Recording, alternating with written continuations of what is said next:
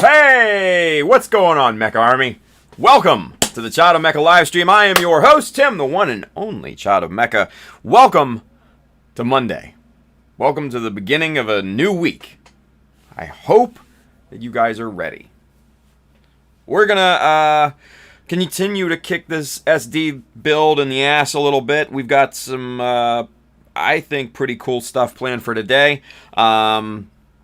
Had some brainstorming and stuff like that over the weekend, and I got some decent ideas that that we're gonna start to incorporate here. So, without any further ado, it's French for those of you that don't understand.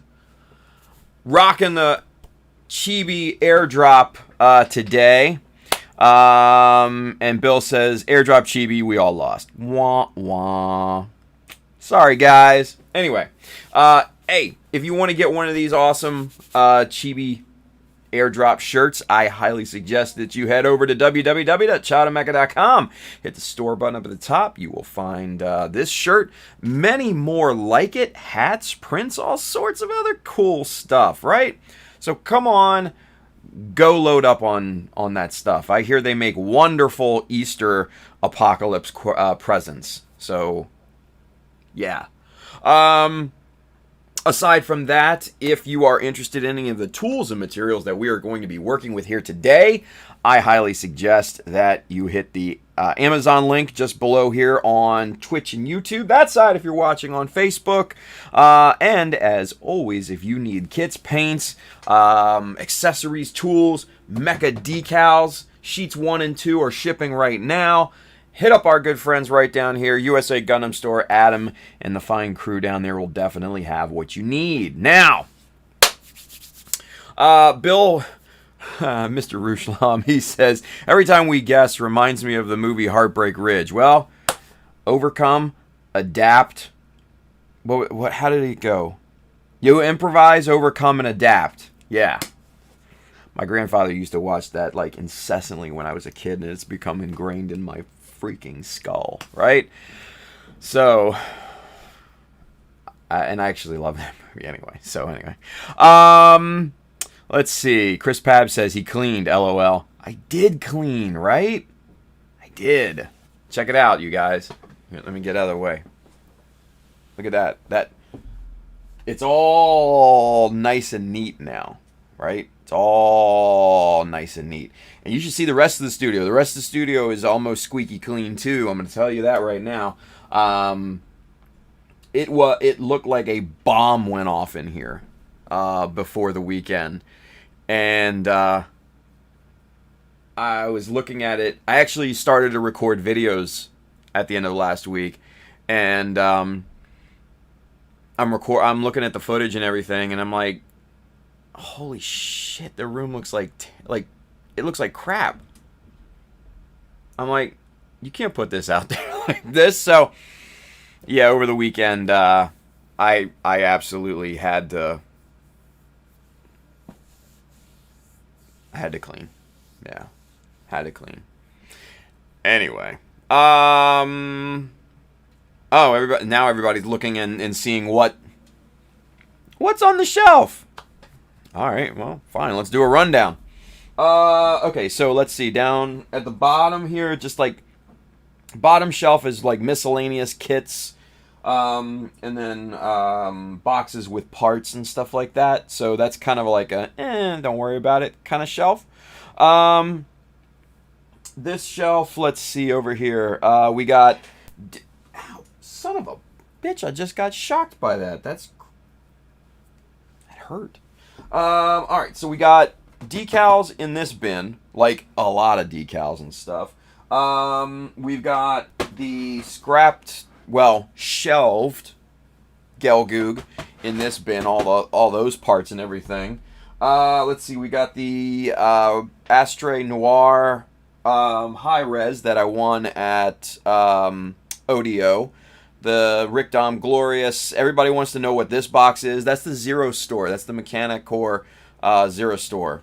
Let's see. We've got spare parts mostly on this shelf here. We got a couple miscellaneous kits over there, an Afreet, 2 Rizel Type Cs, 144 Grimgird. That's basic. They're all kind of basically for parts, pretty much, except for the Efreet. I actually do want to build the Efreet at some point because I like the design.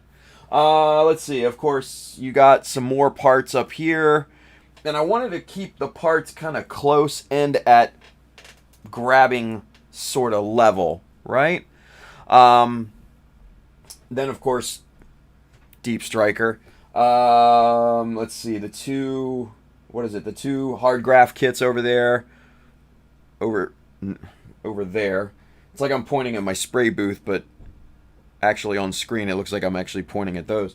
No, so we got the hover truck and we got the tank there. And then just kind of out of frame, let's see, you got Stormbreaker here just above that. Rizel Type C Master Grade. Rizel Commander Type over there. Marasai on top of that. And that's the Efreet P Bandai. And then above that, which obviously you cannot see, is just a bunch of other kind of miscellaneous kits for parts. I put the GN arms at the top because they were just big and bulky and yeah. But yeah, so it looks much better now, right? Right? And then even over here, look at this. Look at this. There's nothing there. It's clean. It's amazing. Anyway. Alright, so people are saying that Charles Dodge says that the Northwest Short Line is shipping the Chopper 2, ordered last week, and it came in today. What? And then Greek Knockos over there on Twitch, he says, my Chopper 2 just came in today's mail. Look at that, you guys. Chopper 2s are coming back. How about that? How about that? It's awesome. Let's see here. Oh, and Greek Knockos, I know before the show he showed off the new the new Mecha Army emotes over there on Twitch. Yeah, so it looks like they got approved. Well, I know they got approved because I got the emails. Anyway, Greek Knockos, I'm the same person. Oh, Charles Dodge is Greek Knockos. It's like learning Batman is Bruce Wayne. It's crazy. Well, all right, Charles. I don't think I'm gonna remember that, but I will try my best, right? Anywho, Chris Pab says, I know a Mechanicore kit when I see one. Yeah, he says you'll hate it. Probably. I don't know if I'm ever gonna build it, to be honest with you. Let's see. Persistent Turtle says, Camera 3, where's Camera 3? Did you put your undercloak yet? No, not yet. Not yet. Still a lot of cleaning to do. That's the thing. Like, the studio looks a lot better, don't get me wrong. But there's still a lot to go.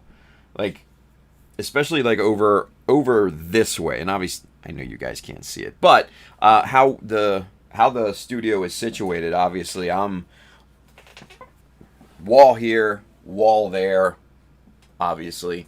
So I'm at the tail end of the studio here.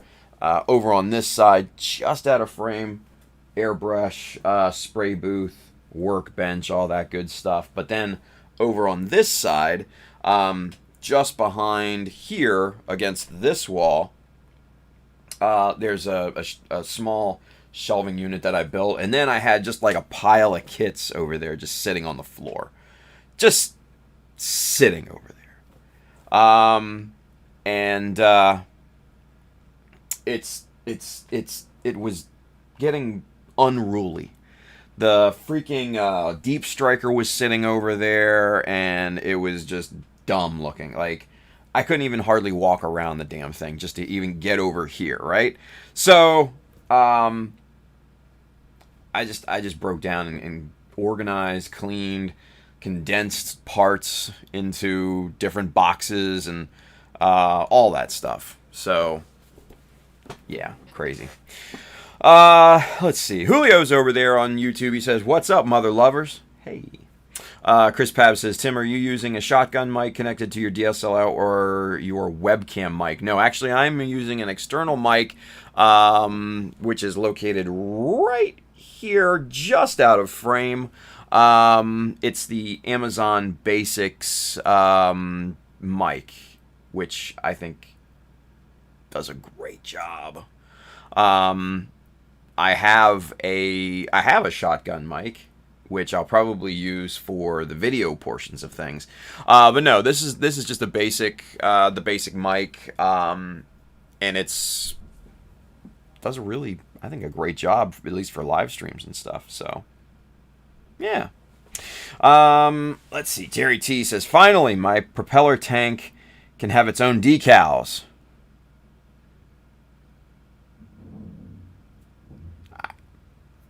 You lost me, Terry. I'm sorry, buddy. Awesome. Oh, propellant tank. I think he meant propellant, not propeller. Like, what's a propeller tank? Anyway, he probably got the Sheet 2s in from Mecha Decals, so that's awesome. Chris Pab says, you definitely sound better than I did. It isolates your voice better. Yeah, well, I mean, it's literally right here next to my head. And it's an omnidirectional mic, so it works pretty well. Let's see. Persistent Turtle says, I converted my garage to a workspace. I have a shelf in front of my garage door. Organized all my kits on top shelf. Open my door an hour later. Pretty sure you can... Oh. Yeah. Yeah. Just... Yeah. Yeah, I think we've all probably had something like that happen to us, right? Kyle H over there, Clueless Gunplay, says, I got a sheet of Mecha Decals waiting at home. Hey. All right. That's what we're talking about. That's what we're talking about. All right. So, let's see. Without any further dilly-dally here, let's move on. Let's get to work, shall we? I feel that I'm low. Am I low? I feel low. Now, see, when I'm up like that, it's good, right? But I'm like sitting straight up. But when I lean back a little bit, I feel like, I don't know. Screw it. Anyway, camera 2. Here we go. Okay, so, well, cat's out of the bag on this one, isn't it? All right, so I didn't want to use these just kind of stupid tube looking tanks that came with the high grade unicorn, right? I wanted to switch it up, so we're going with these. That's what we're doing. Boom.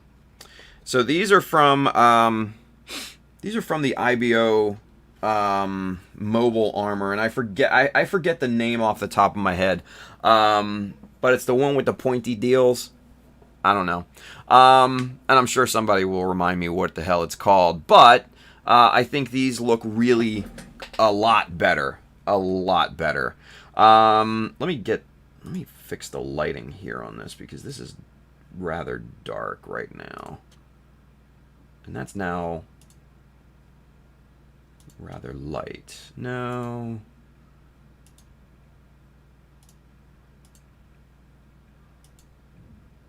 Almost. There we go. I think that's better. Yeah. Yeah. So yeah, so I think this is what we're going to go with. I think these look really, really nice. And the cool part is that the top of the tanks to the high grade unicorn actually fit perfectly right around this kind of little raised circle detail. It actually just will sit on there with friction, and I'm actually suspending that like in midair like that, so you can see how nicely that actually fits on there. Now, a couple things that I do want to work on with this thing, and let's get the chat pulled up here on the Mecha Army Facebook group, and By the way, if you're not part of the Mecha Army Facebook group, then you're missing out, and you really should be. Go join it now. Let's mute that. Yeah? Come on. Come on. There we go. All right, so let's check in with the Mecha Army Facebook group. Bo Curley's over there in the Mecha Army Facebook group. He said, I found a pinpoint dropper bottle from my years of racing RC cars, cleaned it, filled it with Instaset. What a great idea for conserving it, right? Enjoy watching your shows as I'm socially distancing in my Caterpillar motor grader. Hey, whatever it takes, Bo. But man, I can't take the credit for the Instaset thing. That goes all to my boy Shane, Mr. Daft Robo over there on Instagram. If you've not followed him, I really, really suggest that you do. But hey, Bo, thank you for watching, buddy. I appreciate that. Mikey Wine, he's over there on the Facebook Facebook group, the Mecha Army Facebook group. He says, watching the stream on my lunch break. He says, where's my Mecha Army shirt? Dude, you should have gotten a shipping notice. Punk ass. Anyway. Let's see. Scuffle says, emotes are live, boys! And he spammed the Mecha Army emote there, which I like to see, honestly. That's pretty cool. Yeah. Anyway, let's go. So a couple things that we need to work on here. And let me show you the other one, actually, because this is a better example, because the little thing's not on there. So I actually had to use my actual part separator for this to get this cap off of those other tanks, because these things were like vacuum sealed onto those tanks. So we've got a little bit of damage that we have to take care of around the bottom here. And honestly, I'm not a huge fan with how long these are anyways, so I think we might just cut a few millimeters off of this and just shorten it up. That way it'll knock out two birds with one stone, really. So it's a win-win situation. So I say we do that. What do you guys think? I think that's a good idea. That's exactly what we're going to do. So this is not a democracy. This is a dictatorship. So that's what we're doing. Let's see. William Will says, those tanks are nice. Did you enjoy building the Barbados that came with it? I did not even do that. It's sitting on the runners still. Terry T says, I love the small numbering and paragraph text in sheet 2 of Mecha Decals. He says the circle ones are great too. I love sheet 2. Dude, I was really happy with sheet 2 as well. Obviously it's a different mix, it's a different look, but it's still the same aesthetic, right?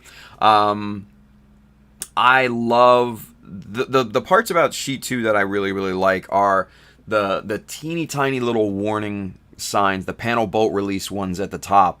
Instead of circles, they're like kind of long ovals. I just really like that look, mainly because did I use? No, I didn't use that on the Blue Destiny. I forget what I used that on.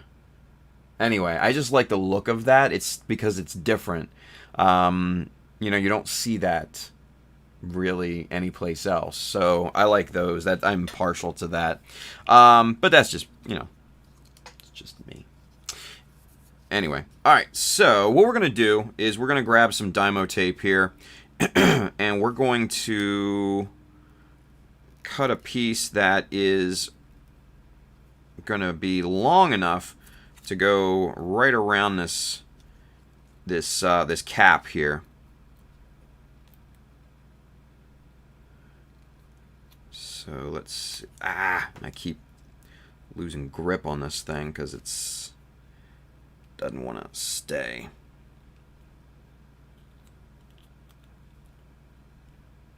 Okay. There. Now get the hobby knife, and we're going to make just a tiny little mark right there, and then we'll actually bring our chopper 2. And let's see. There's the mark. Okay. So we'll line this up. Chop it right on that mark. Get rid of the rest of the tape. Pop the chopper 2 over here. Let's see. Excuse me. William Williams says needs to release a set of pinup girl decals. I'm not down with the whole aesthetic of the pinup girls on mechs. It's just not my thing. Chris Pab says, send me decals, Tim. I'll review them. I'll pay you an exposure. No. He says, for real, though, I'll order some soon. Thank you. I appreciate that, Pabs. Julio says, for real, mad exposure. Buy Mecha Decals. Buy Mecha Decals. Mecha Decals. Hey, Mecha Decals, everybody. Buy some Mecha Decals. All right, so we're obviously not going to cut this much off of the tank here, right? That's just a little bit extreme. What we are going to do, we're going to cut this to about, I don't know, let's see how much we want to take off height-wise on this thing. I'm thinking we go like 4 millimeters off, 4.5. I mean, we could literally split this thing in the middle because this tape is 9 millimeters, about 9.5 millimeters wide at this point. So we could literally split this thing down the center and kind of just take it from there. So I say let's do that. Yeah. All right. So let's get the eyes on here. And what we'll do is we'll measure the ends first, right? And let's get you zoomed in so you can see what I'm doing with a little bit more ease. And, all right. So we're just going to measure this out. This is about, looks to be about 9.5 millimeters wide. So we're looking at a little over 4.5. So that's about, I'd say, right about there. We'll just mark that. Just cut that just a little indentation at the bottom there, at the edge. And then we'll do the same thing on this side. Just a little over 4.5, which is about right there. And now we just simply connect the 2 points, right? We'll flip over our T-square so that the long edge is flat down. And then we'll line up these 2 points as perfectly as we possibly can. And all right, first we basically just kind of score the tape, right? And then we come back and really just start to go to town. Light passes. You don't want to go and try to cut the whole thing at once because that'll just leave you with uneven, just complete unevenness. And this looks pretty good. That's pretty damned even on both pieces here. Let's see. Yeah, that looks nice. All right, cool. All right, now we can't just unfortunately lay this down at the very edge here because we've got these little burrs and stuff that we have to deal with. So we're just gonna quickly come through and just we're just basically beveling the edge here. And obviously we're gonna cut all this off anyways, so cleanliness does not matter with this particular step here. We just want to get this edge, this surface here, as flat as possible so that tape can lay down appropriately, right? Because any parts that stick up is going to cause our tape to have a little bit of a less than efficient time adhering to this surface, right? So if we trim this down, we get those things out of the way, we should be in pretty good shape, right? Alright, that looks pretty good. Now, I think a much easier way... Where'd the other tank go? Here it is. Let's get this guy off of here.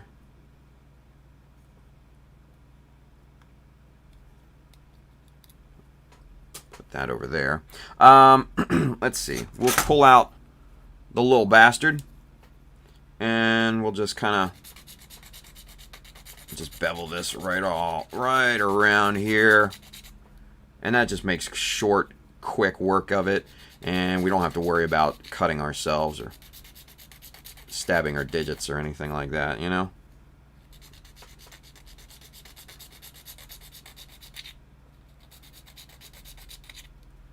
Probably should have done this with the first one. Oh well, live and learn. But, very good. Alright, so, let's get to taping this thing up here. Alright. Peel the backing tape off of here. Like that. And get our piece of tape here. Alright, so now we need to obviously tape this down as flat and as even as possible, right? So we'll lay that first part down there. And now what we're going to do is going to bring in our 1, 2, 3 blocks here. Because we know that this has a perfectly flat machined surface. So if we put our piece right up against the edge of one of these, we can then be almost guaranteed that this is going to be properly aligned with the very bottom of this piece. And now we just kind of roll this around, and that just sticks right to the bottom edge there, right? Then we can essentially be assured that this is looking good.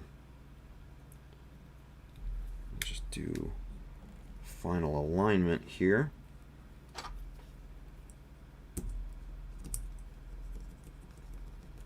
Just press that down with your tweezers just right around there. And let's see, let's make sure these two ends properly align, because that's more important than most anything at this point, is this transition between the two sides. Yeah. Alright, there we go. That looks pretty good. Looks pretty good.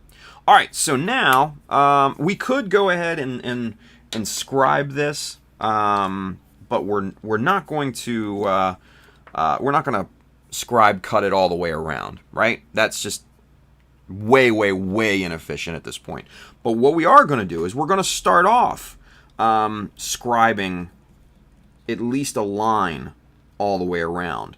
But then, after that, then we're going to move into one of our like photo etch saws and stuff like that, if I can find the damn thing on this desk.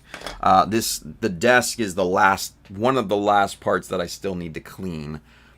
So it's still kind of a train wreck, unfortunately, right now. So let's quickly try and where's that damn saw?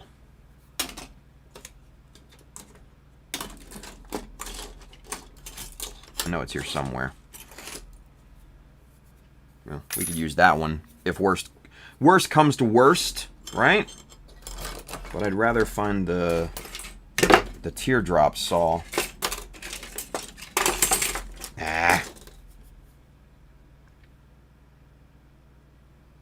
This sucks.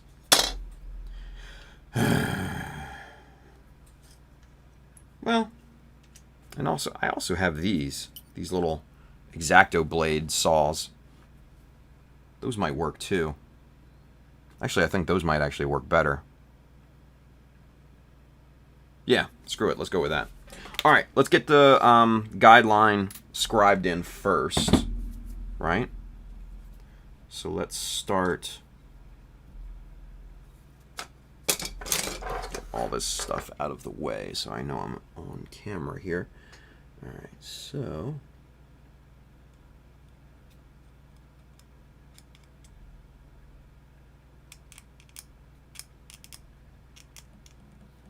we're just using a 0.2 millimeter for this. Pretty standard stuff. Now, all right. So one thing I'm seeing is the end of this is a bit uneven. So what we're gonna do is we're just going to do a little trimming of this Dymo tape here. Make that as straight as we possibly can here. There we go. Much better. Much, much, much better.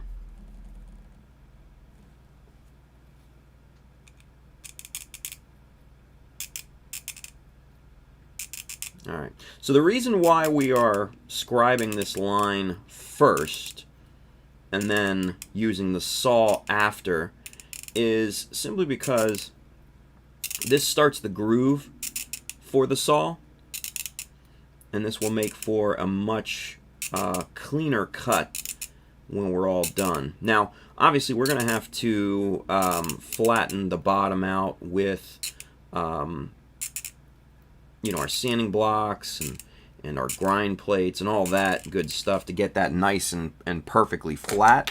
But this gets us at least in the ballpark, right? At least in the ballpark. So let's get that out of there. Let's get this installed here. Just like that. Let's get caught up in the mix here real quick. Let's see. William Williams, question. Wouldn't a jig be a better tool here? No! Oh. We have a question. Pull that back. William Williams has a question. He says, wouldn't a jig be a better tool here? No, actually.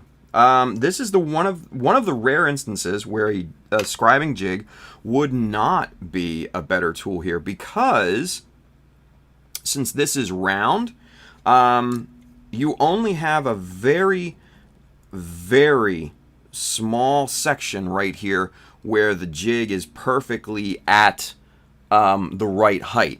And if you start to go beyond that, then you have a tendency to trail down the part, so it doesn't stay even all the way around. Trust me, I thought that too when I first tried to scribe something like this, kind of laterally like that. It is not a good example of that. If I had a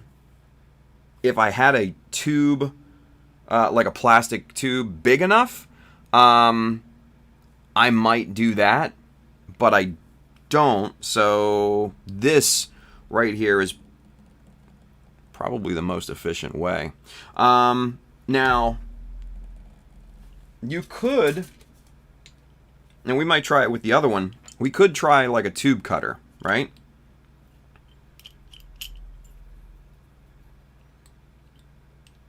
But my big fear with the tube cutter is that it's not going to be enough on both sides to support it, right?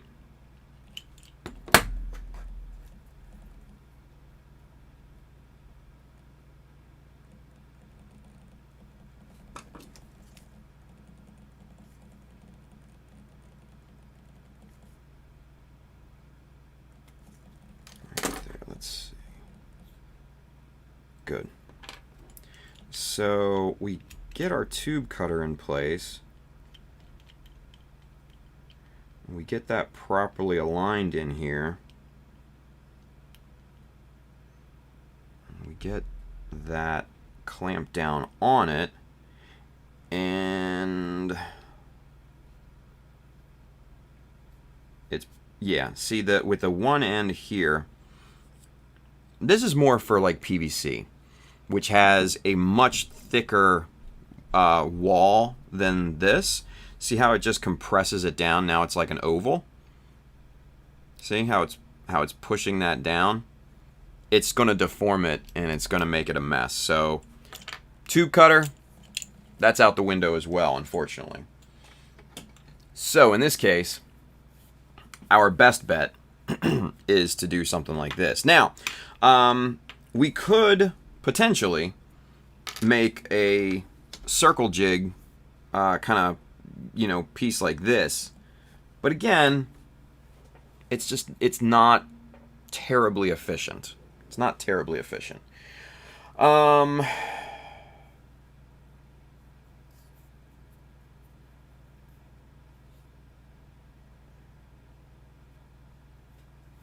one thing, let me see here. See, what I was thinking is maybe putting the topper back onto here, and then using our what you call it, miter box flipped over, right, and then using this as kind of our guide right here, maybe putting a stop here or something like that. But then again, the hardest part of getting these two pieces apart was the top here. So you'd run into the same problem with prying these two pieces apart. So for this particular piece, this kind of is the only way to go. HR148 says, when's the YouTube stream coming, my dude? To Julio. I want to know the same thing. Chris Pab says a round jig would be more difficult, honestly. Yeah. He says it's not about difficulty, Pabs. It's about cool. That's what Kyle said. Bill says, not sure. Just laying a BMC chisel handle flat should put the chisel fairly close, but Tim is more precise than fairly close. You damn right. I'm way more precise than that. Kyle says, so lay the chisel flat and square up the piece with the block and slowly spin the piece. Again, a possibility, but if you don't put that on there, you run the risk, because you have so little here, it has a tendency to wobble a little bit like that. And plus, since you have these grooves here, it's just not, it's not a smart move. It'll probably give you more trouble than it's worth. Let's put it that way. So, let's see.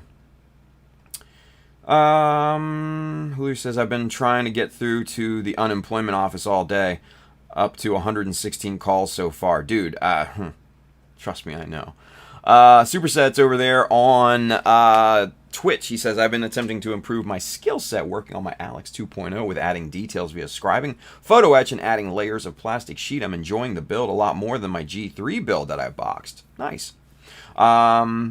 Z's over there on YouTube. He says, what's up, everybody? Hey, Z, welcome. He says, let's see. William Wim says, wouldn't a circular saw bit on the tack light? No. And that's trust me when I say this, that thing will get away from you like crazy. If you're just wanting to kind of do a rough cut, cool. We want a much more precise cut at this point. So, yeah, we're going to take it slow and steady, and I'll show you here in a few seconds. Superset 5 says, added it to my collection, Tim. Sorry, not sorry. No, hey, it's all good. Bill says, that's an idea, Kyle. Not sure about precision. Yeah, Chris Pabs, I think the tube cutter line will be a little too thin to follow along with a chisel and still distort the piece. Yeah, exactly. Kyle H says, create connection to hook up to a drill and go lathe it on. Yeah. With this type of piece, that's a dangerous thing. Not because I would get hurt, because the piece would get hurt.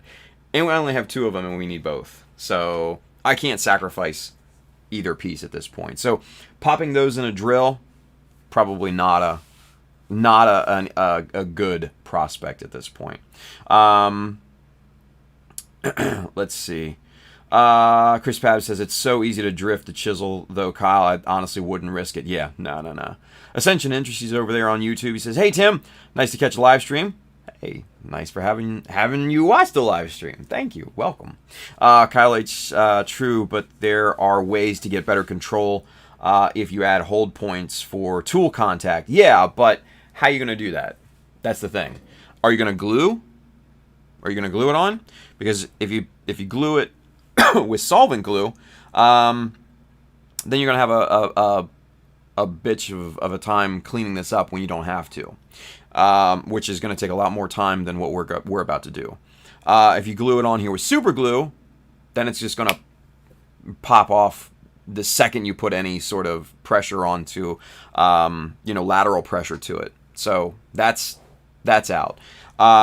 If you drill a hole in this thing and you secure it with like a bolt and nut, then you put a hole in it, and it kind of defeats the purpose, right? So all of that is kind of out the window in terms of what we're trying to accomplish here, because we want high precision.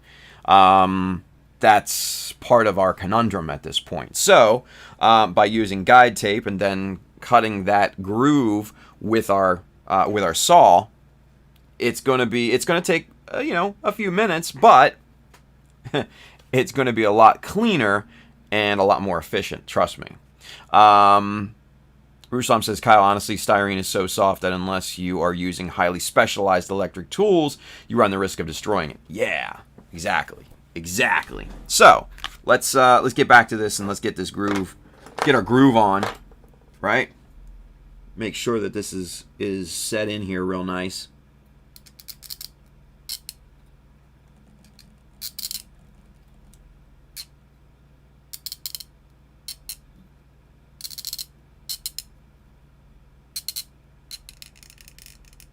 There we go. I think that's good. All right. So now we'll remove this tape. Toss that because we have another piece. All right. So now we can take our little saw here, which is roughly the same diameter, right? So that was a 0.2 millimeter that we used on this thing. This is, we got to zero this out. That's not.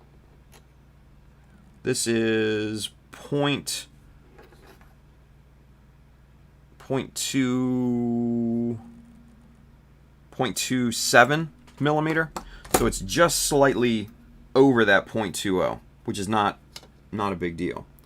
So we get that in here, we get it started, and then we just kind of let it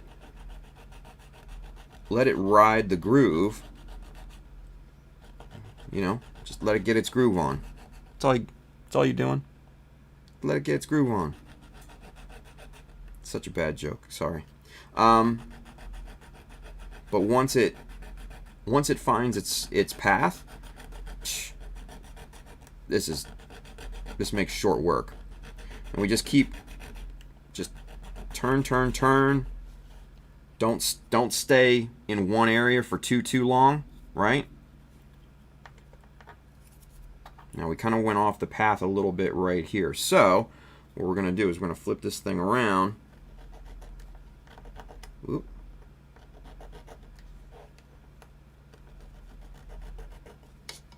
And half the problem is that I'm trying to show you and not watching what the hell I'm doing here. So we're going to raise this to the side so I can keep track of where this saw is going here.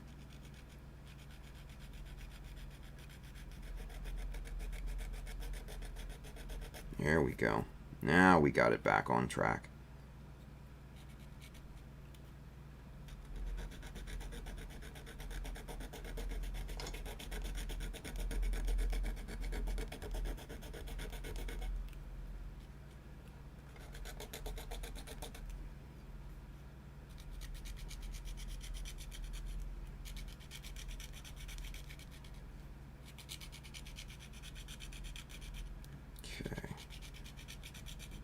Going good. This is going good. All right. So right at that 4.5 and a little bit more line here, we're doing good. We're doing good. Now we just need to break through.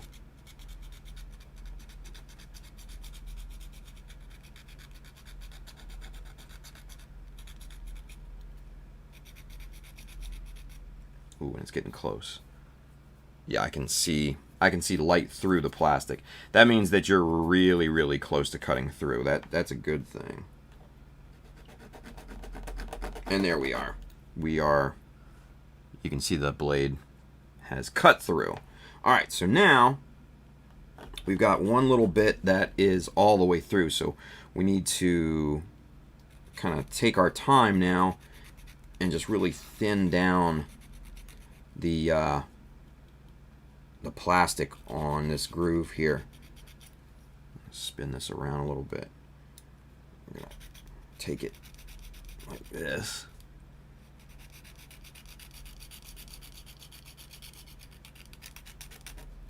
And we're through there. Good. So that's basically on here and over here. So that's excellent.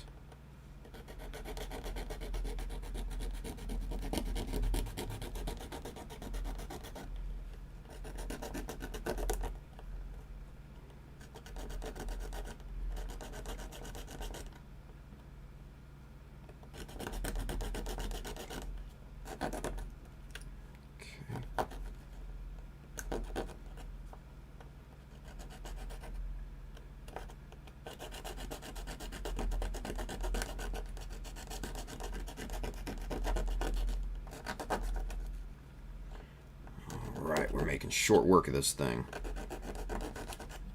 And there she is. That ring is now completely separate. And we might want to save that too, honestly, because that might come in handy like a spare part type of deal. Alright. So now, let's match this up here. Ooh, look at that. Yeah. See, that looks a lot better than that, right? Look at that. I like the shorter one so much better. What do you guys think? It just, I don't know. It seems to fit more aesthetically. Obviously, you know, we would line these guys up here a little bit better on both sides, right? So these grooves are lined up and everything. But yeah. Yeah, I like it. I like it a lot. All right, so now, what do I do with the grinding plates? Oh, there they are. They're on the floor, actually. Let's see. Come here, you.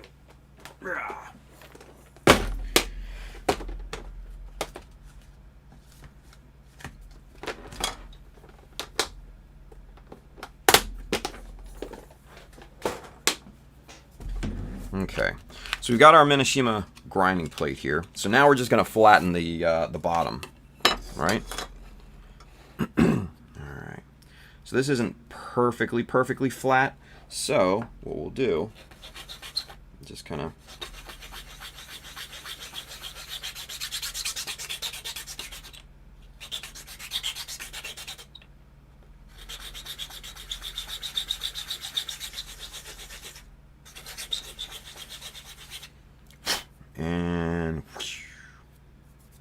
let's see.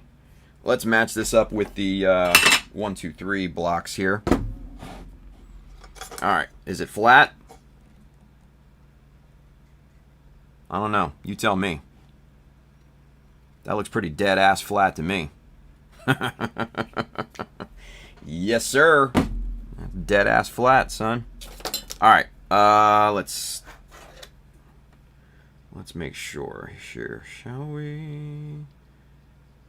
Yeah, that looks pretty nice all the way across.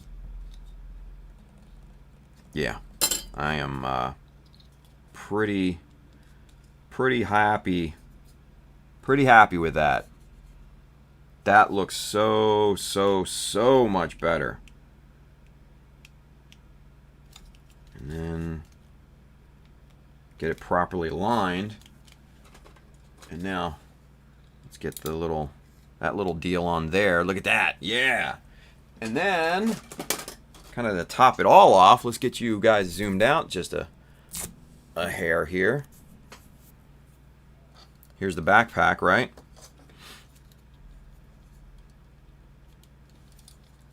Ooh, look how pretty that is. Right? Look at that. Look at how nice that looks. You got this, or you got that. Which one you want? Which one you want? Come on, be honest. Which one do you want? You want that one. It's okay. You can admit it. You can admit it. Come on, son. Yeah, I'm super happy with that. Let's see here. Let's get caught up, shall we? Let's get caught up with the chat. Ooh. Let's see. Kyle says I was thinking the stock connection had a half round plug which gave it a hard stop where glue wasn't needed. Anyway, I don't know, Kyle. But I think we just achieved what we were going for. Ranger Chris is over there on YouTube. He says it's cuts like these that make you think the cost would be worth it for one of those ultrasonic hobby knives. See, even that I think would probably get away from you a little bit on that, you know, and it's the steadiness of your hand guiding that knife. I still honestly think that this particular method will work 9 times out of 10 over everything else, honestly. Terry T says, Tim, I have a question. Okay, Terry. We have a question. Is there a good way to keep the CA glue nozzle clean? I also see that you tend to put the glue on a scrap piece of styrene. Only when I am applying in very, very small pieces or very, very small amounts is when I put it on a pallet, you know, just a scrap piece. When I'm laminating strips or, you know, plates together, I'll just spooge it all, you know, right onto the part, right? But no, when you're gluing just little itty bitty tiny pieces or applying it in just very, very precise locations, that's when I use a little scrap piece of plastic and apply it like that. So, good question. Julio says, don't put the cap on the whole way. Why not? It looks awesome. Anyway. William Williams says, Terry T, I usually keep a sewing needle next to the bottle to plunge straight down the tip to reopen the hole if it's covered in dry glue. Yeah, that, and sometimes, you know, if that's the case, take a pair of pliers and kind of squeeze the tip of the glue bottle. Chances are that hardened super glue will start to crumble and you'll be good to go. So, just some tricks of the trade, I guess, right? Let's see. Break on through to the other side. Yes, that joke had to have been made by multiple people here. Bill and Kyle both. Terry T says, I've gotten to the point where I had to actually hammer the sewing needle each time I used the CA glue. Damn, dude, that's Crazy. Let's see. Handren just came from Justin's stream. Yeah, I saw Justin was on a little earlier. I didn't get a chance to watch it, though, unfortunately. Bill says, Terry, you should run a needle before you cap it. Yeah, that's, I guess. Everybody's singing songs in the chat. Pressure, pushing. Yep, okay. Anyway. J. Co says, short, more cohesive. I agree. Thank you. Alex Andrews, what kit are you working on? This is the my entry into the SD Team Buildoff. So this is the Full Armor Unicorn SD high grade combination amalgam, whatever you want to call it. Let's see. William Williams says, idea, Tim, replace the single thruster bell with 4 of them. You know, I don't know. I kind of like the single look of it. I'm not too into the multiple little thruster. I like the big mamma jamma. Let's see. Bill has a question. We have a question. He says, do you plan to remove material from the 2 panels that match up to make it more cohesive? 2 panels. I don't, Bill, I'm sorry, I don't understand. Which 2 panels? I don't know. Do you plan to remove material from the 2 panels that match up to make it more cohesive? I don't know. Help me understand, Bill. I don't know. Julio says flat ass. Let's see. Alex Andrews, SD Full Armor Unicorn. Yes, yeah. Everybody's saying looking good. Bro Builder just tuned in. What in the heck are you making? Well, there, right, yeah. A new fuel tank for the Unicorn. Yeah, fuel tanks, I should say, because we're gonna do 2 of them. Let's see. William Williams says he took the tanks off the IBO mobile armor, replaced the FA full armor unicorns with them. Kept the white attachments, though. He showed how to shorten the length. Yes. Let's see. Kyle says, technically, there is a needle in the BSI cap already.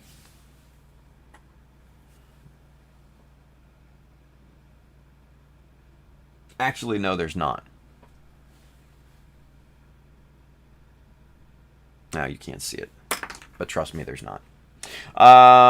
Let's see. Julio says, don't put the cap on the CA glue all the way. Oh, yeah, dude, actually, I never cap mine. Maybe that's why I don't get clogging so much, right? Henry says, Tim, I agree, the cap not being all the way on, perhaps having a break point between the main tank and the white cap, which is a smaller ring. Nah, you know what? I don't necessarily agree, guys. I like the I like how the bevel leads right into the cap. I dig that so much more.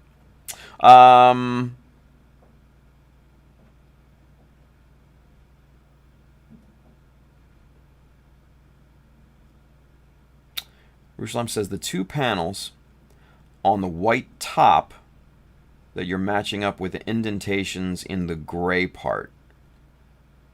Oh! Bill, okay. I think I know what you're talking about. Hang on. Let me get this off of there. You mean here, right? The ones that line up here? Yeah, we'll definitely need to blend this in somehow. And probably the easiest thing is to kind of fill in with strip right there and then kind of fill it down to about the halfway point and then let that indentation kind of flow from there. Sorry, man, I just brain fart. But yeah, no, I had noticed that, and that's definitely something that we would need to address, because that's not... That void there definitely is not going to cut it in this scenario. Yeah. Let's see. Woobish says there's a new bottle and cap type. Is there? I didn't know that. Let me check this new one here that Bill sent.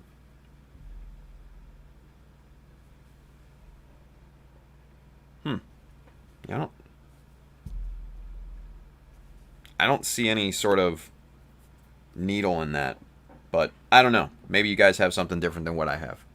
I don't know. Let's see. Brobutter says, I saw your comment. I assure you they are better than what I have. We'll get through it together, Pabby. Pabby. Bill says, yes. Okay, cool. I'm glad we were on the same boat. Alex Andrews says, Tim, if, oh, that's a question. Hey. We have a question. Alex Andrews wants to know if starting to scratch build, what would you recommend scratch building to get comfortable with it? Good question. This is going to sound simple and it's going to sound silly, but make a cube. A perfect cube. Equilateral on all sides. Equal length all the way around. Trust me, it's harder than you think. It's harder than you think. And I'll give you a hint with this. Take into consideration the thickness of the material that you're working with. If you can make a perfectly symmetrical cube all the way around, equilateral on all sides, then you're ready to go. Because scratch building, all scratch building is geometry. It's a basic understanding and mastery of different shapes, right? That's all it comes down to. Is if you know your shapes, you can scratch build anything. Literally anything. You know, it's cubes, it's pyramids, it's cylinders, it's what? Spheres and rhombuses and whatever. That's literally all it takes, is just knowing your geometry. And you don't have to necessarily be a geometry whiz. You just need to know how those parts break down, right? So you need to look at something and break it down into its simplest parts. For instance, look at this right here. This is mostly cylinder, right? You've got a cylinder here from here to here. You've got a cylinder from here to here, here to here, and then you've got a tapered cylinder from here to here, right? So 1, 2, 3 different styles of cylinder. Then they just taper together with essentially cones, right? Mind you, they're cut off, but still, if you were to expand those shapes completely, they would be cones. That's all scratch building is. If you were to scratch build this piece, that's all that it would take, is 4 different sizes of cylinders with a cap on it, of that style, and then tapering these together. And you can do that with like epoxy putty or something like that, which is very easy to shape and very easy to get into alignment with all of those things. And then after that, it's just detailing, right? All these lines and all these scribes and all these little indentations and all these little bits at the bottom here, all of that is just detailing, right? The geometry of it all, that's what makes scratch building. That's how you achieve it, right? Let's see. Let's take a look at this this backpack here. Just this little backpack, right? What do we got here?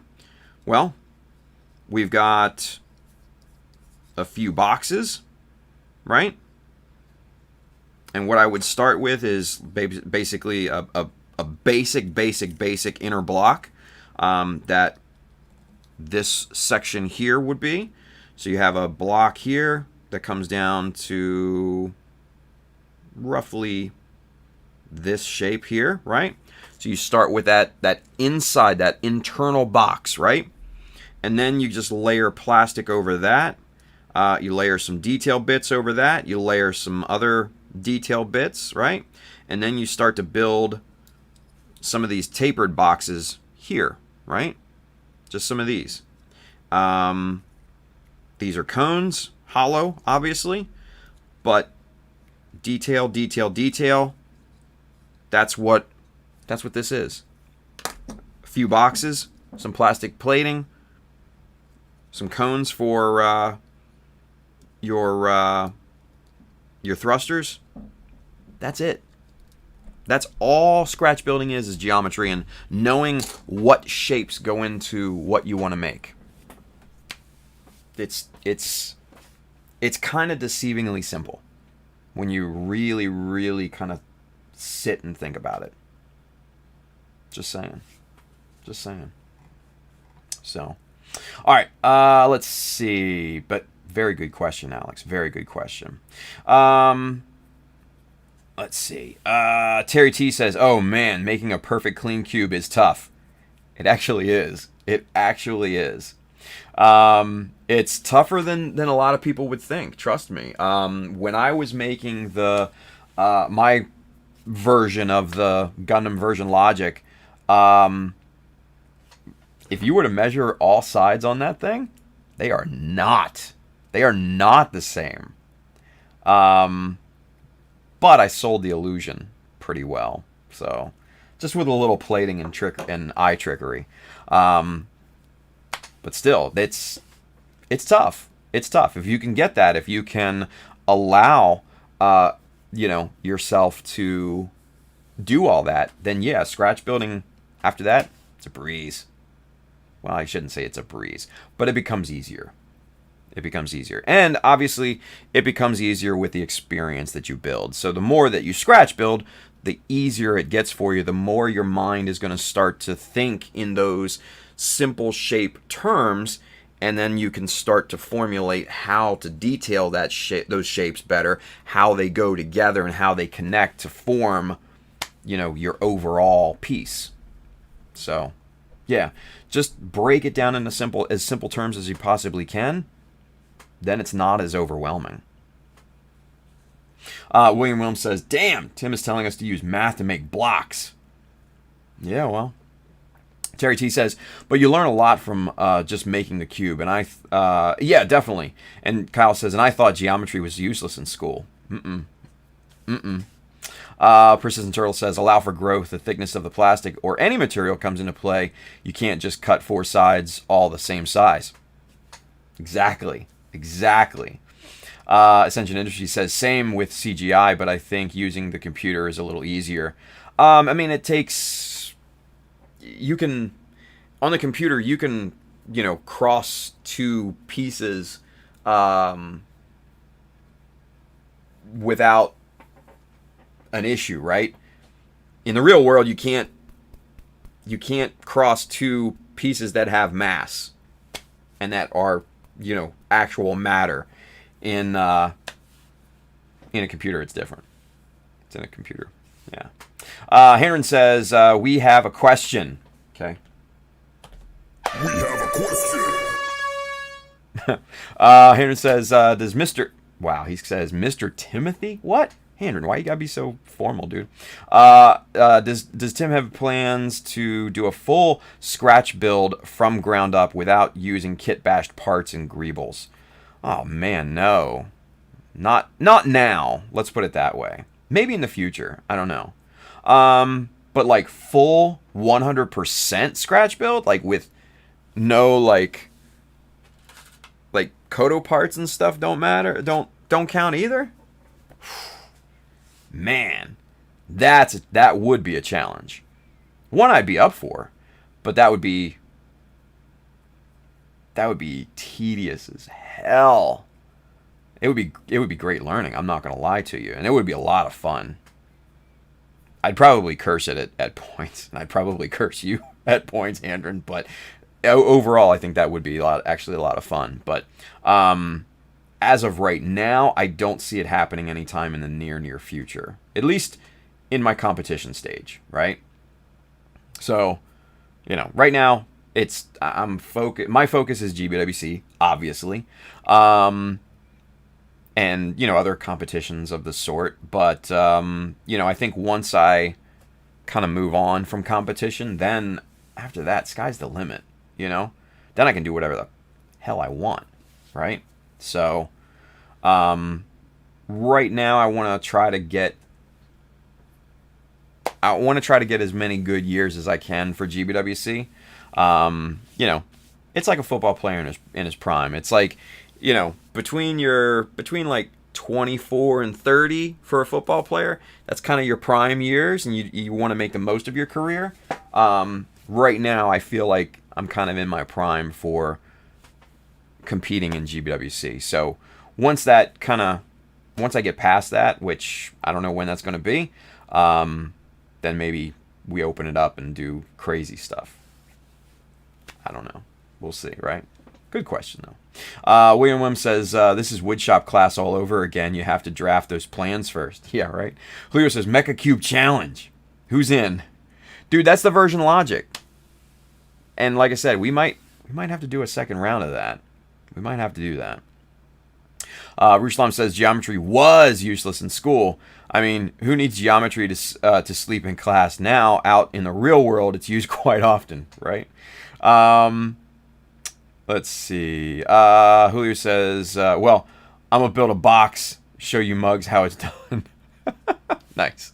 Alexander says, thank you for answering, kind sir. No, my pleasure, Alex. He says, now I just need to find somewhere to get stuff for scratch building.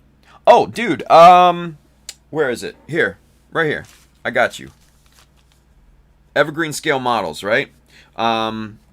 Their website, you can order all the plastic that you need off of their website. Sheets, strips, tubes, whatever. This is actually kind of an odds and ends samples bag that Mr. William Wilms had sent to me, and it's got a lot of cool little things in here. But obviously, this is, pretty a pretty small little sampling.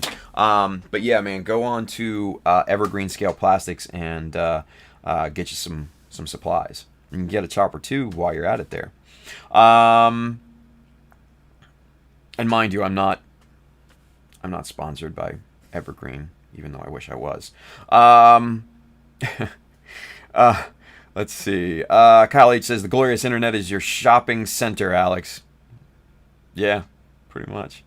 Alex says, I don't think we have Evergreen in the UK, but I'll check it out. Check their site out. Actually, you probably have a distributor over there. Obviously, Evergreen is, it's from DePlain, Illinois, U.S. company, right? So I'm not 100% sure if they ship internationally, simply because they do have international distributors. But go on their website. I think they have a link.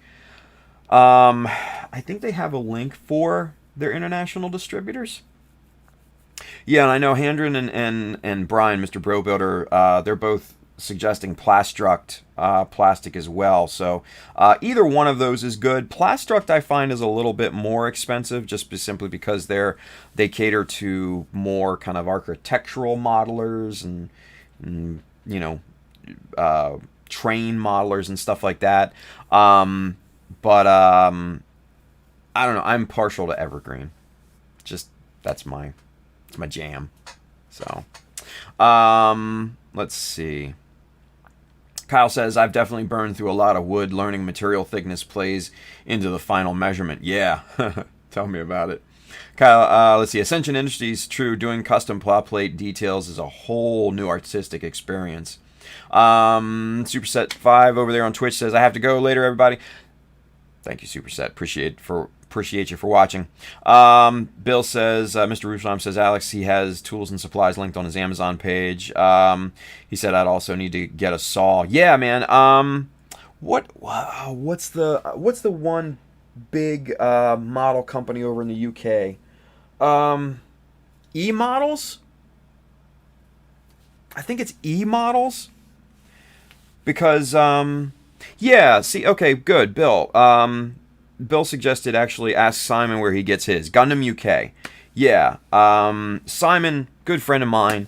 I think he's done some videos for, and I think it's emodels.uk or whatever. Yeah, good. Thank you, Brian. Yeah, emodels UK. I would say check those out, Alex, because that's probably going to be one of your best sources. But definitely hit up Simon over there, Gundam UK, on Instagram and on Facebook and all those. He can definitely point you in the right direction. Simon's good people. He's one of my better friends. But yeah, hit him up and get some advice from him. He'll definitely be able to show you the ropes for what's available over there. So, good stuff. Good stuff. Yeah, and Sam L over here, he says they might ship to you. You never know. Check it out and see, at very least, right? But yeah, all good stuff. Alex Andrews says Tamiya. Tamiya's decent. They don't have a great selection when it comes to dimensional like strips, like, you know, different sizes of plastic strip like this, like Evergreen and Plastruck have. But their sheets, their pla plate sheets, are really, really good and fairly affordable if they, you know, if they carry them over there in the UK, if you can find them, you know, domestically. So, yeah, all options, man. Best of luck, buddy. Best of luck. All right. So, with that being said, let's jump back in here to this tank. Like I said, I really cancel. Really.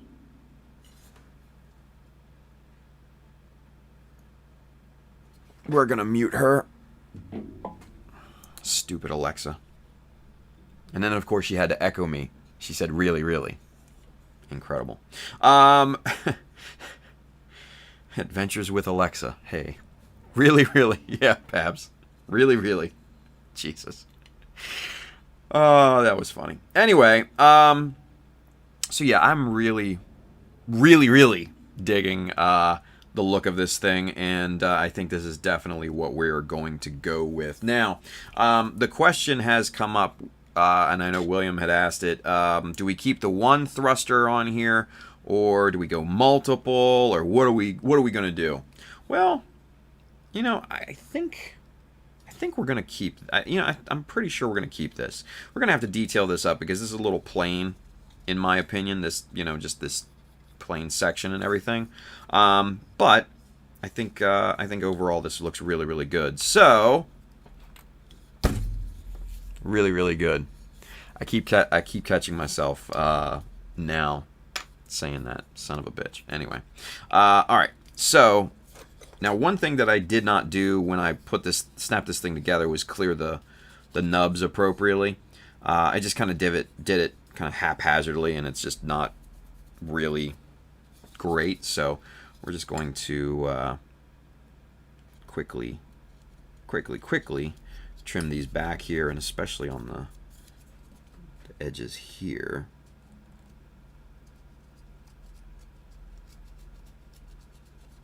Once these two halves are glued together, then we can kind of sand this down and really kind of make these disappear. But for right now, I think just a quick trim with the blade, maybe a simple scrape like that.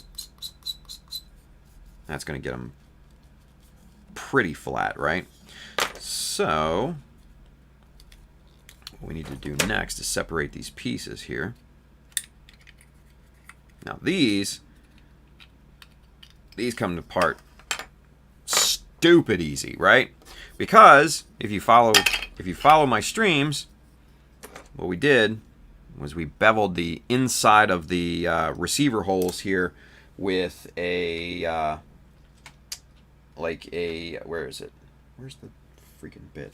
Like a circular or conical kind of grinding bit. You just get in there and just bevel the inside edge of that. It's so much better than clipping the pegs at a 45-degree angle. So much better. Yeah. Really. Alexa says hi. Alexa talking back to him. Alexa being sassy. Jesus, everybody's getting in on it, isn't they? LMAO, Alexa, questioning you. Really, really? Pab says, mute me. Really, really? Jesus. Bill says, giving him some attitude. Kyle says, has anyone heard of an Alexa ordering a hit on someone ever? Really, really? Bill says, LOL, Alexa calls Domino's. One large 45 caliber to Tim's house. Hey. Kyle H says, taking a page out of the Tiger King playbook. Nice. Oh, that reminds me. Brandon. Hey, Tim, I think I got muted in the YouTube chat somehow. What? Wait a minute. He's over there on the Mecha Army Facebook group. Did you? I don't think so. Let me see.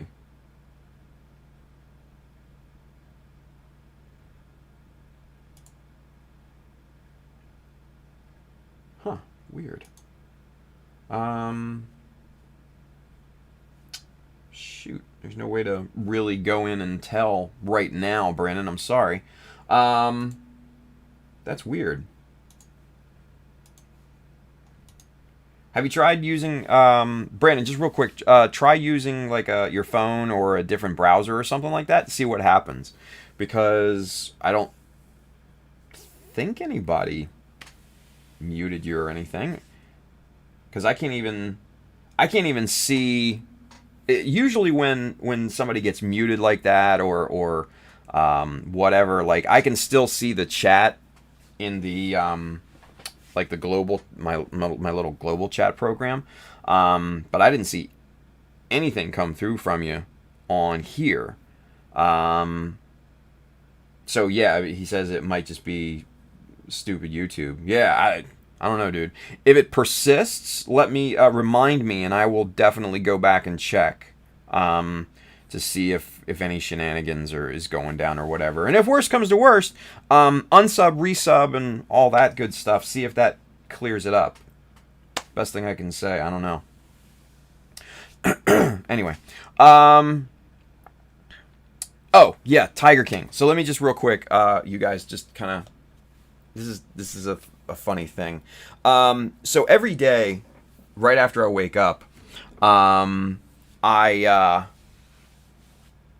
go on a walk, a 2 1/3 mile walk, every day, just around the neighborhood. Oh yeah, look, Brandon's there. Okay, it's a stupid computer problem. Hey, there he is. Cool. All right, good. So we got that cleared out.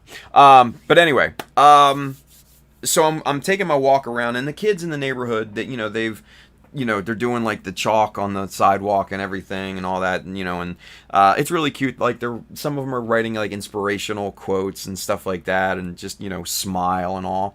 And there was this one in a court up the street from me, and it said something to the effect, smile, be amazing, be a difference maker, and it said something like, be an amazing person. And then at the bottom it said, except if you're Carol Baskin. Yo, when I saw that, I almost died. Like, you gotta be kidding me. Like, even there. Carol Baskin. Jesus. And mind you, I have not seen this series. I have not seen any of it. I've not seen a single second of Tiger King. I just have seen the memes and heard secondhand. And it's just it's pretty damn funny. Pretty damn funny. Anyway. Hulu says, I wish I were a mod. There are no mods now. Yeah, well, now you know how I feel over on Team Awful Discord, you jerk. No, but I'm just with everybody else. Not important. Anyway, Brian says, perish the thought, Julio, right? Chris Pab says, are we getting the impression now? No, Well, maybe you did actually get it a little bit, yeah. Brandon says, Julio, I'm in for a cube build off. Guys, go, yeah. And we can make this, like I said, we can make this version logic version 2. But just be patient. Be patient, because I wanna do something. I want to do something soon. Just hold your horses. Trust me. Hold your horses. Because going through the studio and just clearing house, I found something that was sent to me by the Voldemort company, and I've never actually, I've taken it out of the package like once or twice, but it's never really kind of been used extensively, and I will never use it. And I think somebody could really, really, really probably use it.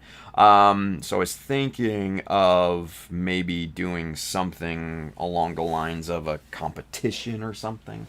But there's nothing set in stone, and you know, just be patient.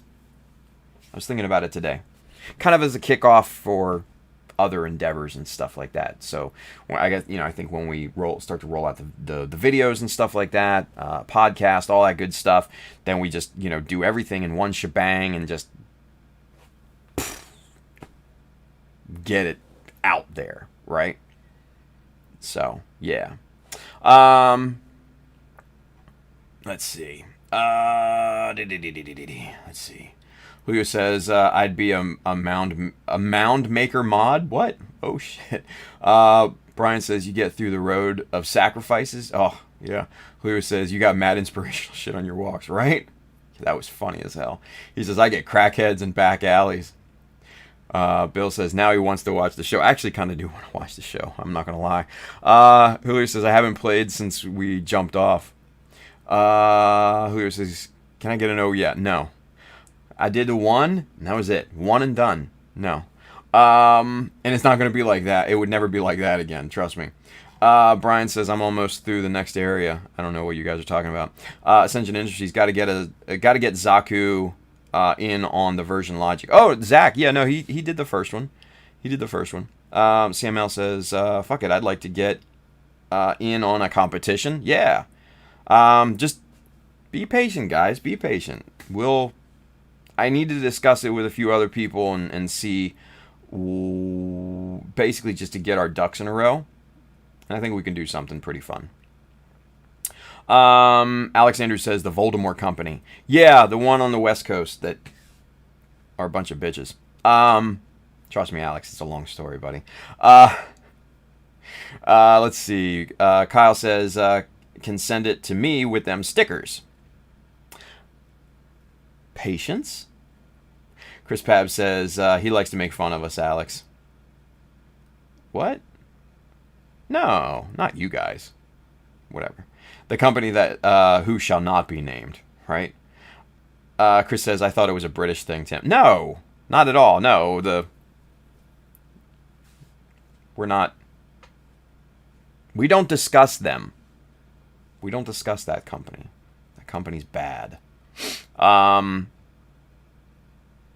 Let's see. Brobutter says, if you know, you know. Yeah.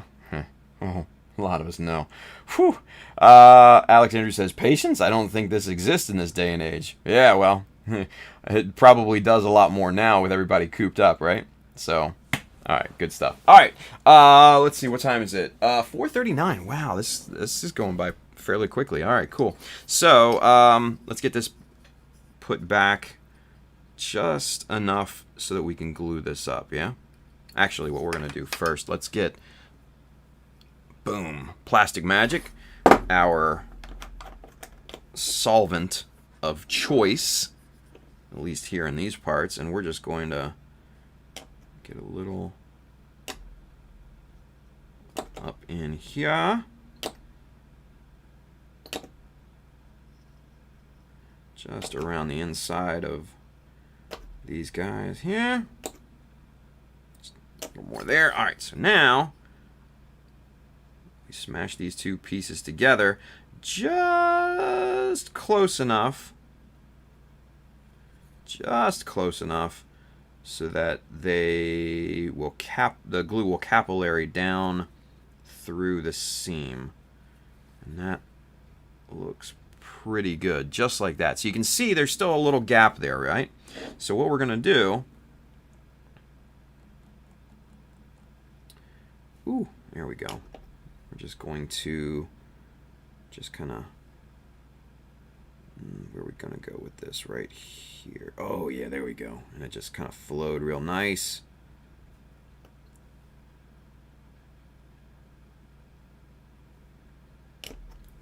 And you can see it a little bit, and it just flows just through capillary action right down the seams. And it's actually kind of, I'm not going to lie, kind of satisfying to see it all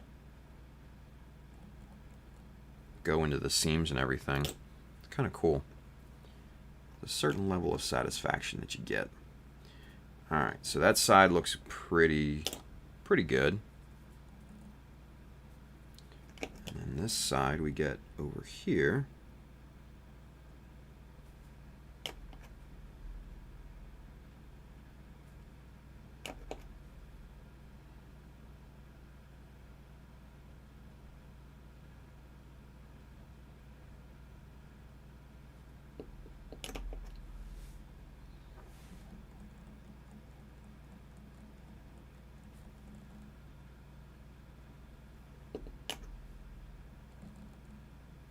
Okay, so now squeeze this together and we should get a decent amount. And you can kind of see, let's zoom in a little bit more here. Get you all the way zoomed in. And you can see that squeeze out start to happen right there, yeah? That's exactly what we want to see. Right up and down that seam. That's what we want. Now, for these little parts here, just going to glue right down the center there.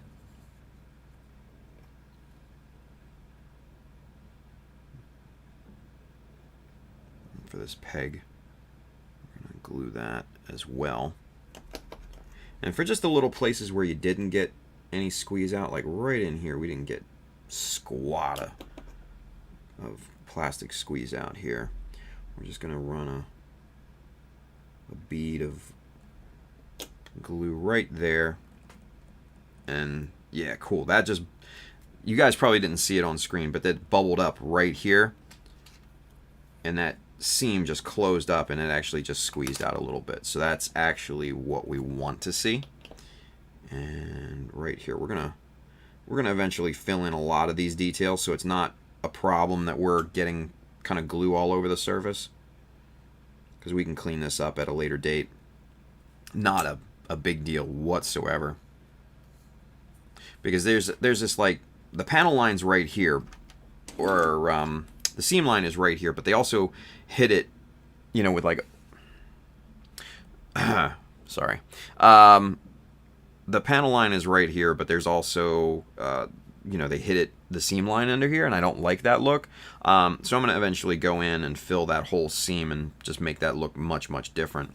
So that's all fine. And, you know, like I said, we can clean all this up. It looks a mess right now, but we'll clean this up once this is fully cured.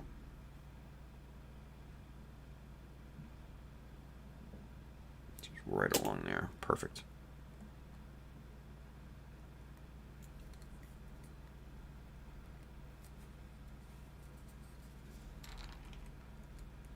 Alright, so what I think we're going to need for this is one of these little clamps.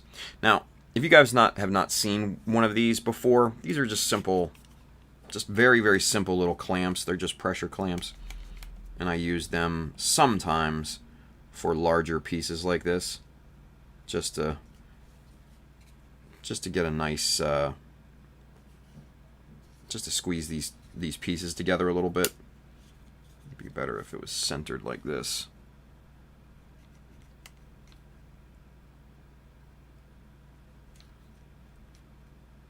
And you don't want to squeeze these together too much because then you'll break the plastic. But that gets a nice squeeze on the pieces here. There we go. Now that should do it. And we'll just put that off to the side and let that sit. Done. Done, done, done. All right. Let's see.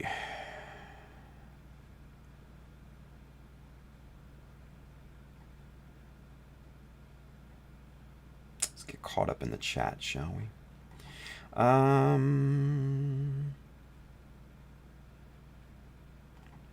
Here we go. Let's see. Chris Pab says we don't discuss them on air. Yeah, well. Bro Builder says true story. Kyle says 7 years waiting at the mailbox, Tim. 7 years. Sorry, Kyle. Sorvon Zero says if you do a contest, make the prizes tools, not kits. You and me, Sorvon, we're right here, brother. Right there. Yeah. Chris says, Kyle, send me your address. I have a few I can send. Patrick Robertson's over there on YouTube. He says, LOL, I know who you guys are talking about. Totally agree. Don't need no recognition. Thank you, yeah. Robert says, did you hold your pee the entire time, Kyle? That's a legit question, I think, yeah. Kyle says, they got to come from Tim, though. No, and don't tell my neighbors about their flower bed. Wow. Ruslam says, Kyle, I found some glittery unicorn stickers at Walmart. Those can be shipped to you. Nice. Kyle says, yes, Bill, 1,000 times yes. Aww. Bill says, I will go by there and pick them up for you. Brandon says, okay, restarted computer, hope it works. Looks fine to me, man. Chris Pab says, Sim, I forgot to mention, I tried to stream on Facebook on Saturday, but it kept asking me what game I was playing. Yeah, it'll ask you that, but you don't have to fill that in. At least I've never had to fill that in. So, you can leave it blank. Unless it forces you to. Then, just fill in something. Gundam Breaker. I don't know. Whatever. Gundam scale modeling. Just put something in there. Being stupid on the internet. Whatever. Right? Let's see. The name of the game is Life, Brian says. Yeah. Brandon says, anyone ever use a dip pen / calligraphy pen to apply panel line fluid? I've seen people mention that they do it. I've never tried it myself. It seems like an interesting endeavor. I don't know. Chris Pab says it did not like that answer. Tried to just leave it empty and it wouldn't let me. Interesting. Okay. Pab says that's just Facebook trying to tell you to break the habit and play a game or two. Ruslam says, Pabs, did you stream on Saturday? He did, actually. Brandon says, Julio took your advice and just said, screw it. I've done a few small live streams now. I've seen that. Looks good. I like it. Chris Pab says, on Facebook as well as YouTube? Huh. Yeah. Let's see. Brian says, I've been playing Dark Souls with Julio. Hey. Ruslam says, who watches streaming on Facebook? Pasha. Actually, a few people. Brandon says, Brian, you got PSN? Add me up since the other only play with them with the popular boys. Whoa. Hey, gang. Zero Kai. What's up, Nathan? Ranger Chris. Woot. Paint arrived. What? Nice. Brandon5269 over there on YouTube. He says, for whoever was looking for Evergreen earlier, I just bought a bag of odds and ends for like $10. Shipped. Got it. A shit ton of good sheets in there. Nice. On Amazon. There you go. Let's see. Chris Pab says, yeah, it was forcing me to. It gave me a list. Huh. Now, Chris, are you trying to go through just Streamlabs? Is that what you were Is that the back end of Streamlabs? They're multi-streaming BS? Because from what I've heard, it leaves a lot to be desired, at least in its current form. Yeah, multi-stream on Streamlabs. Yeah.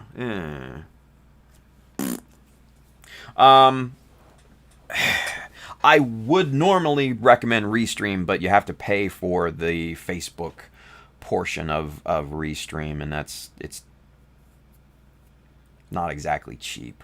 But it's a great interface and all that, and you can keep tabs on the universal chat, and it pulls from everywhere except for groups, unfortunately.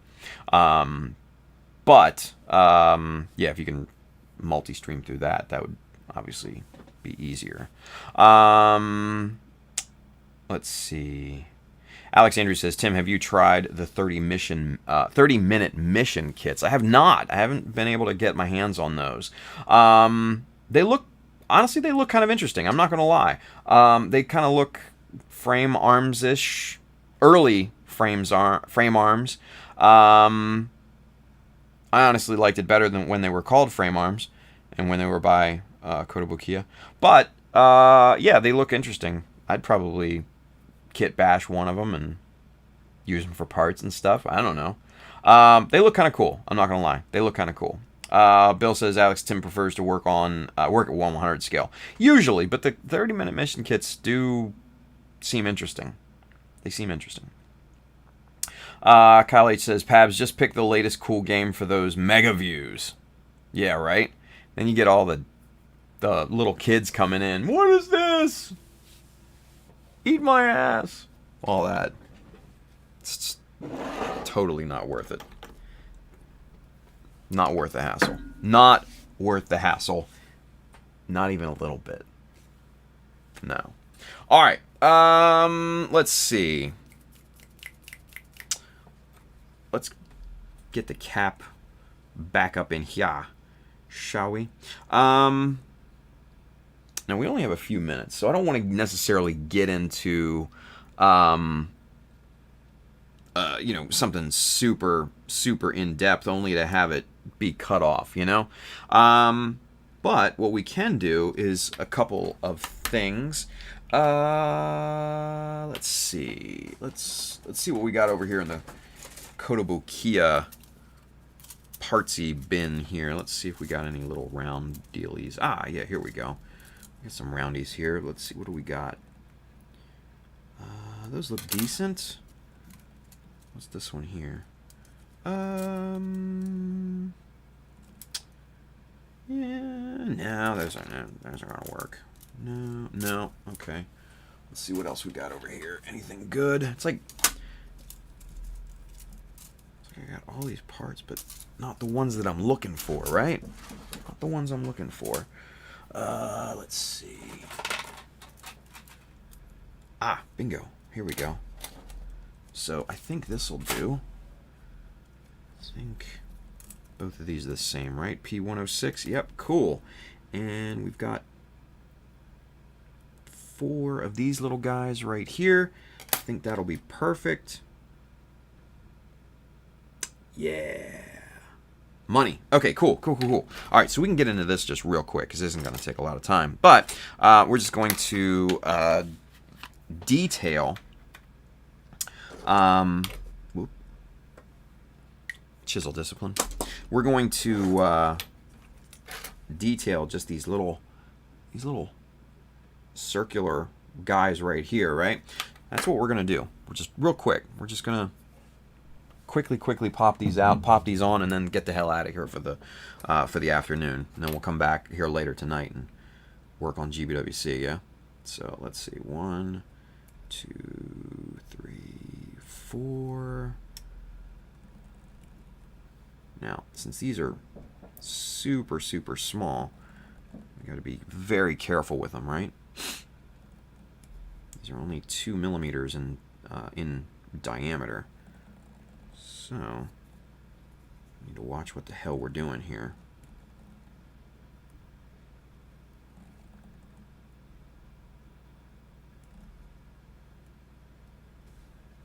Okay, so there's our 4 off of that runner. We've got another one for the other bracket here, but now we have to clean the nubs off of these things.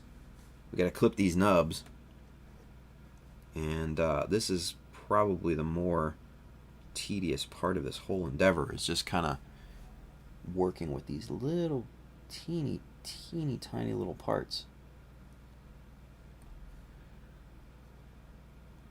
But we'll do our due diligence here, and we'll get these parts cleaned. All right, so that looks good there. So now, like we had discussed before with Terry, using one of these little pieces of scrap styrene, we're just going to use this as a palette. Get a little drop of super glue on there, right? And let's see. We've got our little scrap piece of plastic here. Actually, I think we need to kind of trim this down a little bit and get a better point.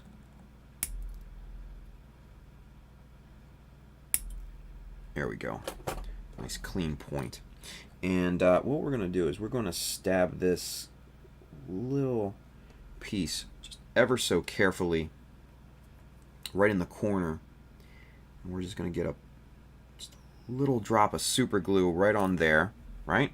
And then we'll take our piece and ever so carefully apply that to the center.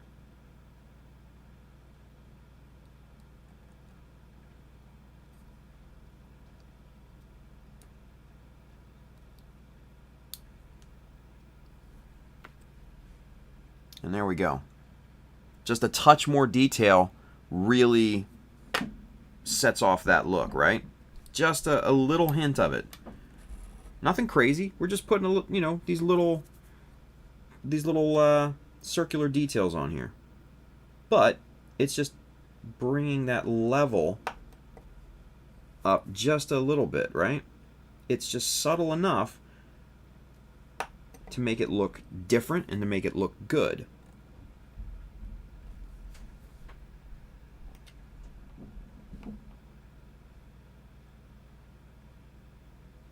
And you do this all the way around.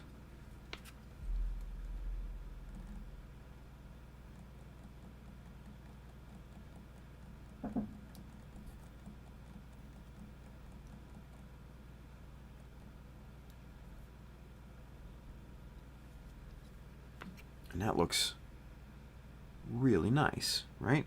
Because not only does it have, like, you know, a nice look when you're looking at it, you know, to the front, but if you see it on the profile, see it has vertical height now too, which is a difference as well, which is just, it's just one of those simple little things. And it's just easy surface detail. And it just makes a nice little subtle difference. You know, it's not anything like, you know, strapping detail or,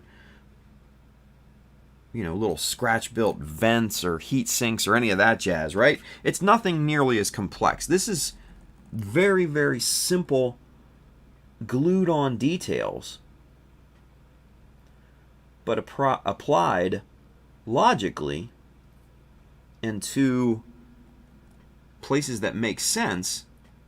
Man, it really does make a big difference, right?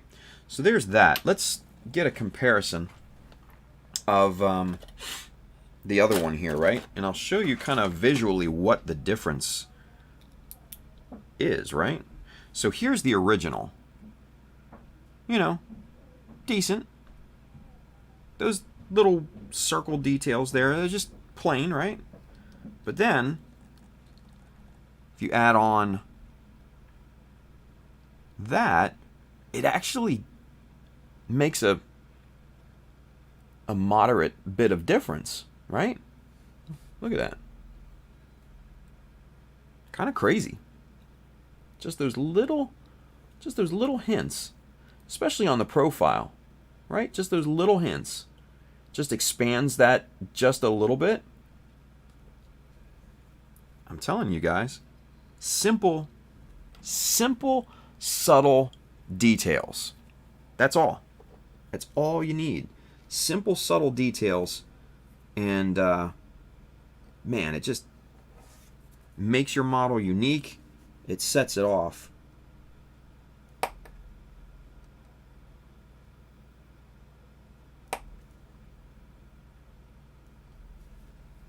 One last one here to complete the look. Right there.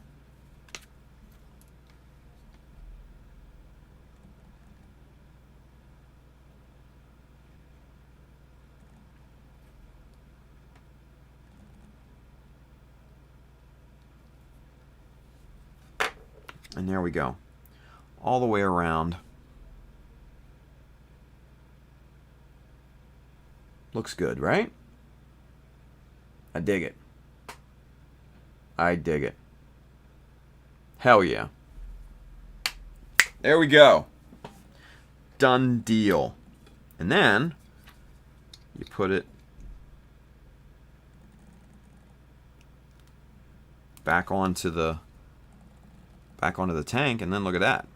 Yeah? That looks really good. That looks really good. We're getting there, kids. We're getting there. I like the progress. I like it a lot. All right. Let's go camera one, and let's get caught up one last time in the chat, and then we're going to sign off for this afternoon, yeah? Let's see. Where do we leave off? Julio says, "Eat my ass" is going to be my new, my tagline. Cool. All right. Clip and Nubs, eat my ass. There you go. Brandon says, "Julio, we building a cube or what?" And Julio says, "Oh, you trying to get wrecked on a cube build?" Jesus. Kyle H says, "Tim, prep us for tonight's stream." We're gonna be working on the GBWC again. Yeah. Bill's got a question. We have a question. He says, "Will you consider swapping the thruster bell for a larger one?" Great question, Bill. I was actually thinking of that. I have those big, stupid large ones from the Gaplant kits that I have, and I was kind of contemplating whether or not to maybe put a bigger one on there. So I don't know. We'll have to see. I don't know yet. I don't know. Let's see. Brandon says, "We leaving it plain white cube, or are we panel lining and all that?" Nice. Looks like they are doing a cube build off. Foodie Bayoy says, "Tim is going to show off Binford's latest Dremel tonight." Yeah, thanks. Kyle says, "Shame, Tim, that was left uncovered for way too long." What was? I don't know. I'm lost. Zero Kai Nathan says, "Those modelers from overseas know how to use those 30-minute mission kits and made some really insane builds. I've seen this one modeler who made a crab from the Marine 30-minute mission set." Yeah, I've seen that too, with the crazy four-legged thing, and it was pretty wild, yeah. Chris Pab says, "I have to start rendering 3D animations, so I have to dip. See you all tonight." Thanks, Pabs. Julio says, "I've seen some wild shit with 30-minute mission too." Yeah, it's a lot of it's crazy. Scuffles over there on Twitch. He says, "Contest. Forget the tools. The prize should be Pla Plate Evergreen brand." Womp womp. Bill says, "Anyone else remember Tim saying how he was keeping this as simple and quick build? Glad he let that idea go. It has been nice build thus far." I mean, mind you, this is still a pretty simple build in comparison to GBWC builds. I think that's fair. I think that's a fair enough statement, right? And mind you, you have to remember what simple means to me. I'm not your average person who, just does, oh, hey, out of box, boom, boom, boom, simple. No, that's not simple for me. I can't leave it like that. Simple is not getting into the weeds, reshaping, trying to bash parts together and reshaping full, body parts and resin casting new knee covers and all that. That's more complex, right? Simple is what we're doing on the unicorn. That's simple to me. So, yeah, there's a qualifier there, I think, Bill. But thank you, though. CML says that was before he was a full-time scale modeler. That's true. LOL, but yeah, I am too, enjoying this build. Nice. Creeping freely for you, Miss John Lynn. Tim, what magic you doing today? We did this today, John Lynn. We did, we cut the top off of the other tank, and I wasn't on camera too. We put it onto this fuel tank from the, what is it? The IBO, I forget what it's called, the IBO mobile armor that the Barbatos goes in. So, yeah, we did that today. And that was very enjoyable. Very fun. Very educational. Highly suggest going back and watching. Let's see. Brandon says, loving the custom paint jobs you have been doing, by the way. Oh, for John Lynn. Yeah, absolutely. Absolutely. Brandon says, how about a 1-inch cube? Wow. Okay. Henry says, Simple has left the building many moons ago. Right?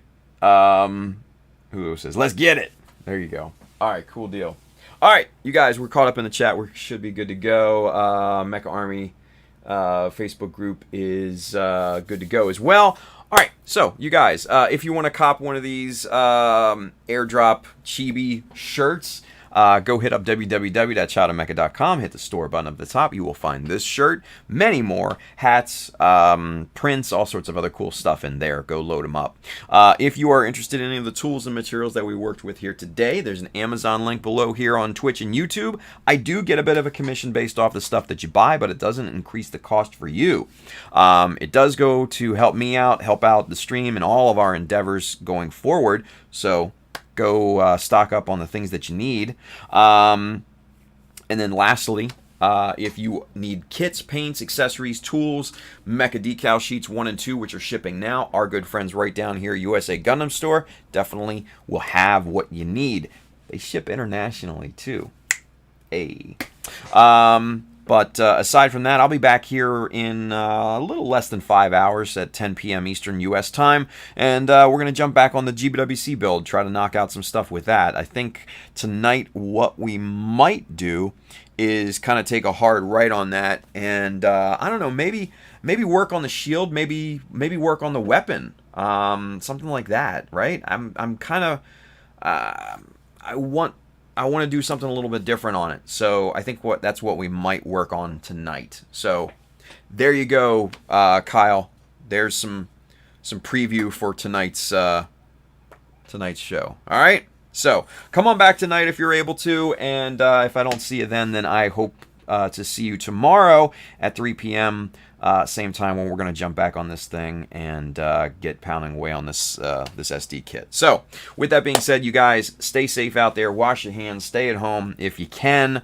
If you're essential, be safe out there. All right? So, with that being said, I'll see you later, guys. Bye. Press the...